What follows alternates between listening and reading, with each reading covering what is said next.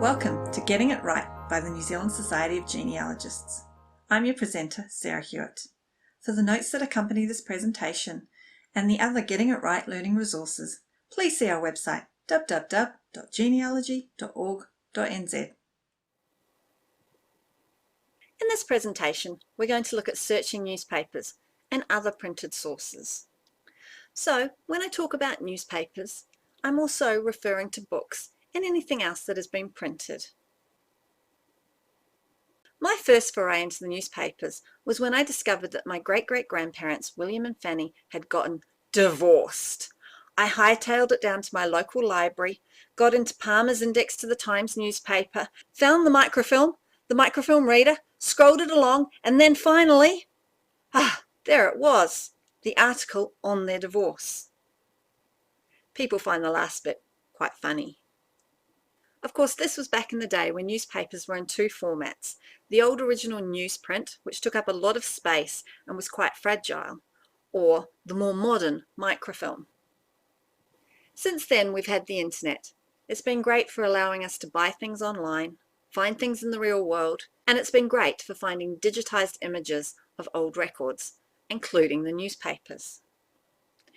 Newspapers are digitized in pretty much the same way as all paper records. However, there's a big difference in the way that they're transcribed, the way they make an index so you can search them.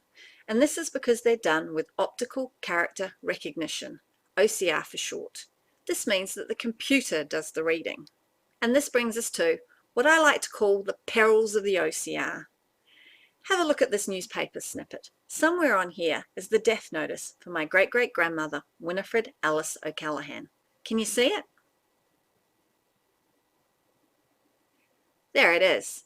Now our eyes can make it out. We can join up the dots, so to speak. But the text that I would be searching to find this newspaper looks like this. I can see unloved, and I'm really hoping it's not Edith. But there are no words on there that spell out Alice Winifred O'Callaghan. And this brings me to the first issue we have with the OCR and digitized newspapers. If the source material is not very good, then it's not going to be transcribed very well. And in this case, the source material is not very good at all. And this is my first tip. If you know when something happened and it's not coming up with a quick search, look in the newspapers on or after that date. Bearing in mind that some newspapers were printed in the evening, so if something happened in the morning, it may be in there the same day.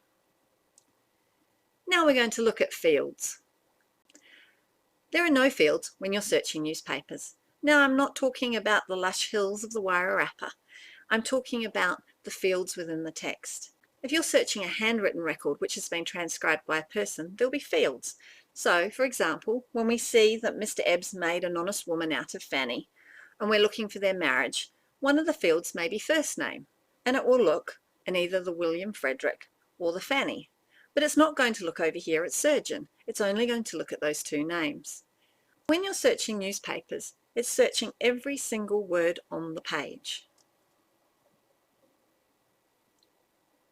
And this is what I mean when there are no fields. You are searching all the text that the OCR has transcribed.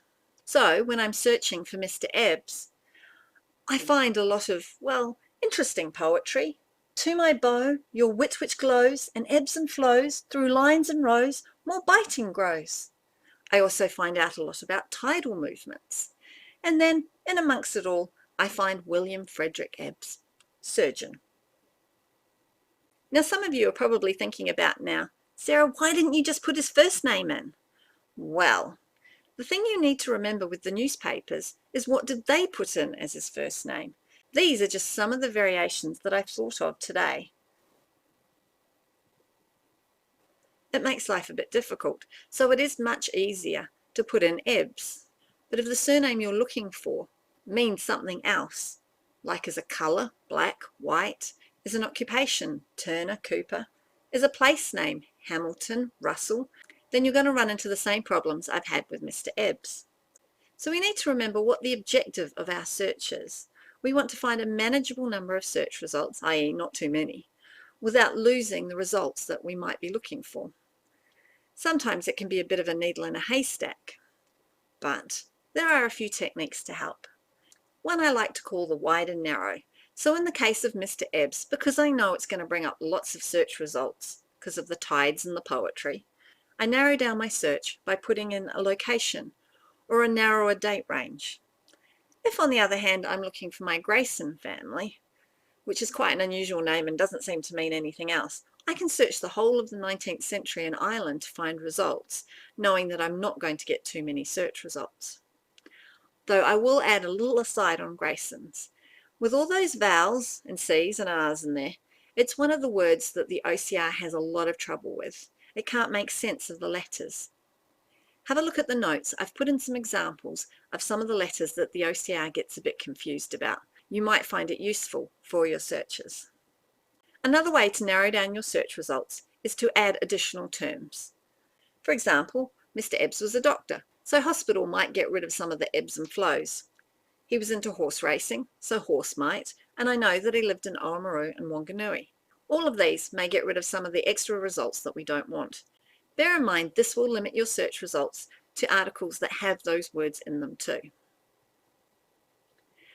What about using content types? Now, most digitized newspaper collections will give you the option of refining your results by content type: articles, advertisements, family notices, etc.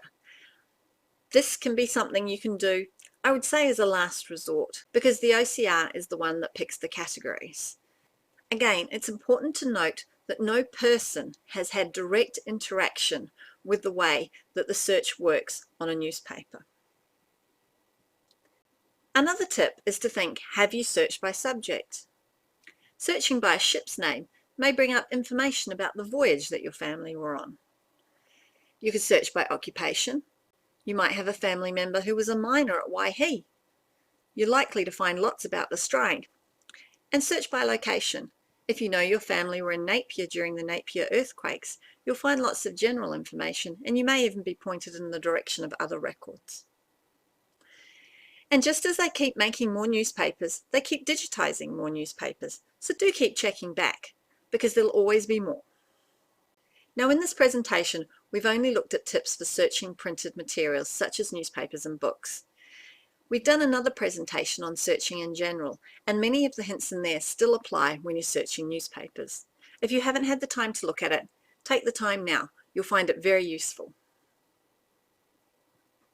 Thank you for joining us. For more information, see our website www.genealogy.org.nz. And we'd like to thank the Wellington Masonic Club for their support in making these presentations. See you next time.